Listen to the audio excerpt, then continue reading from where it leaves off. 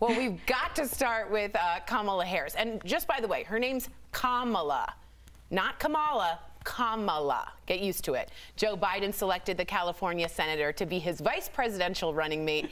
Here he is on the Zoom call with Harris delivering the news. Kamala Harris is the first black woman to be a VP candidate on a major party ticket.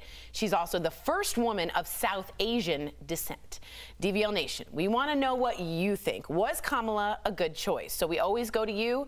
You're the reason we have this show. Go to dblvote.com and weigh in. So it's going to stay up there the whole time we're talking, so feel free to get on there even if you don't see it below. Lindsay, I'm going to get into the politics later in the details, but how did you feel with this historic moment? It was like, I was like, goosebumps. I want to hear Lindsay's take first. Okay. My first thought is that it's not going to change everything. I know a lot of people have different issues with Kamala, but I do think that a seat at the table for an African-American woman is extremely important, especially given the fact that black women specifically are the backbone of the Democratic Party and have been since pretty much the beginning of time. It's also good to note that she's a moderate, so I think that some of her policies in the past, historically, both as a prosecutor and the attorney general, fall in line for people that are trying to decide as an independent or maybe as a conservative where they want to fall in this election. She has a record that possibly might lean towards their way, so perhaps it will help Joe Biden. I agree. What do you think about it, Al? What'd you feel? What did you feel? What did Al just in his body? I felt what I hope most Americans felt. I know that half the Americans are not Democrats, but I hope that they saw something different. I hope they did see that in this country, it is possible to make something of yourself.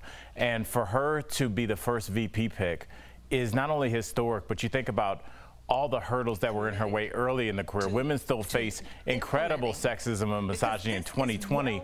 We just had a congressman insult AOC with expletives that would get you kicked out of a bar. Amen. And for her to start her career when she did and rise through the ranks like she did is not only what I see is almost damn near impossible, it's just, it's inspiring. It is inspiring. I was inspired, I was excited, I was energized, and that's what Biden needed, momentum, energy. So for me, I think it really pumped some fuel into his campaign.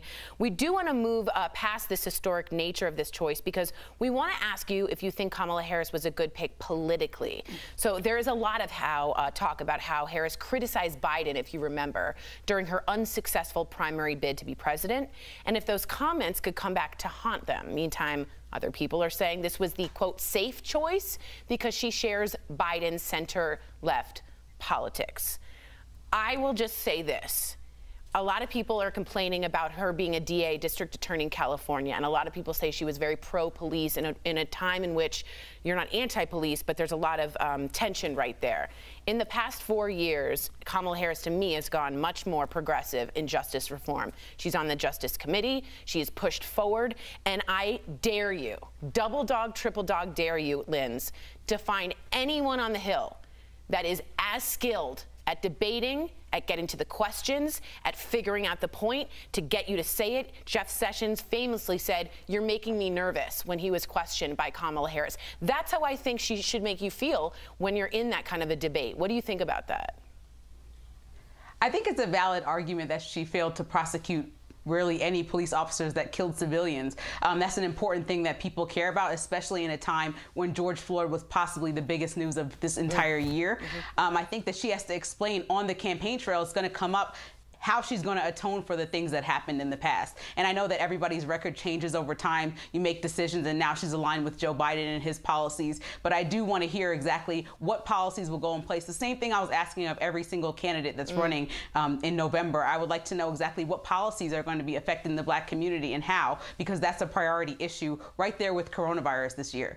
Do you think, I appreciate that, Lindsay, for bringing that up. A lot of people writing in that they were thinking that too. Do you think she has a problem with saying what she said to Biden, Al, during the debate, saying that little girl was me when you bust people in? Or was it just a debate and that's what you do? And because she's a woman, we're like, oh, no, no. I think we always see this, especially when the person that wins the nomination takes somebody that debated them earlier that was also seeking that nomination.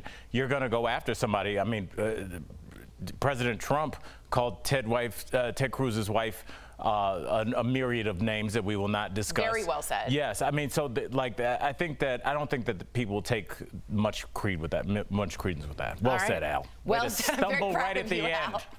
Way to hold the flame. I should have just stopped talking. Oh man, yeah, you're right. Lindsay and I carried that flame, and then you just blew it out before. All right, I do. It was so good, Al. I know. Editors. Editors, can we cut? No, we're live.